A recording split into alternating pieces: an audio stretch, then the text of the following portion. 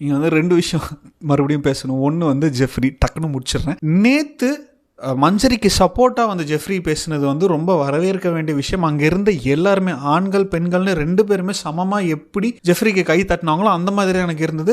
சூப்பரான விஷயம் பண்ண ஜெஃப்ரி. ஸோ எனக்கு வந்து அது ரொம்ப ரொம்ப பிடிச்சிருந்தது. என்னதான் வந்து நிறைய கேவலமான விஷயம் வந்து பண்ணாலும் அப்பப்போ இந்த மாதிரி நல்ல விஷயம் பண்ணி பேர் எடுத்துக்கிறாரு. 2வது வந்து இந்த சாச்சனாவை பற்றி பேசணும். எனக்கு அந்த பொண்ணு பேசுறது பார்த்தாலே லேடி அருண் அப்படின்னு தான் நான் சொல்லணும். ஏன்னா என்ன சொன்னாலுமே வந்து கன்வின்ஸ் ஆக மாட்டாங்க. ஏதாவது வந்து இது பண்ணிக்கிட்டே இருக்காங்க.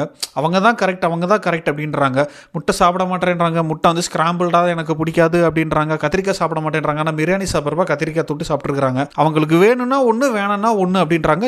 எவ்வளோ தடவை நான் உங்ககிட்டயே சொல்றது அப்படின்னு அன்ஷிதா கிட்ட எகிறாங்க. ஏமா அது வந்து பிக் பாஸ் வீடுவும் சொந்த வீடு கிடையாது. நீ வந்து அங்கே மற்றவங்களோட அட்ஜஸ்ட் பண்ணி இருக்கிறதுக்காக வந்திருக்க. சரியா? அருண் எப்படி ஒரு பக்கத்தில் வந்து இரிட்டேட் பண்ணுறாரோ சாச்சனை வந்து அதே மாதிரி ஒரு பக்கம் இரிட்டேட் பண்ணுறாங்க. அவங்க தான் ஒரு பெரிய இது அப்படின்ற ஒரு லார்டு மாதிரி நினைக்கிறாங்க. இதுக்கு வந்து முக்கியமான காரணம் விஜய் சேதுபதி அப்படின்னு தான் நான் சொல்லுவேன். ஏன்னா அவர் வந்து ரேஷன் வந்து ஷேர் பண்ணதுலேயே வந்து கொஞ்சம் ஸ்டர்னாக வார்னிங் கொடுத்துருக்கணும், கொடுக்காம விட்டாங்க. இப்போ வந்துட்டு ரொம்ப ஓவரா பண்ணுறாங்க சாச்சனா அப்படின்னு தான் நினைக்கிறேன். மஞ்சரியை வந்துட்டு நாமினேட் பண்ணது அதே விஷயத்தை பூசி முழுகிறாங்க. புதுசாக எதுவும் சொல்லலை. ஸோ பண்ணணும்னே தான் பண்ணியிருக்கிறாங்க அப்படின்னு எனக்கு நல்லா தெரியுது. நீங்கள் என்ன நினைக்கிறீங்க அப்படின்றத கமெண்ட்ல சொல்லுங்கள். அதே மாதிரி பிக் பாஸ் சம்பந்தமான கான்டென்ட் வேணும் அப்படின்னா என் சேனலை ஃபாலோ பண்ணிக்கோங்க. நிறைய பேர்கிட்ட ஷேர் பண்ணுங்கள். இந்த வீடியோ பிடிச்சிருந்தா.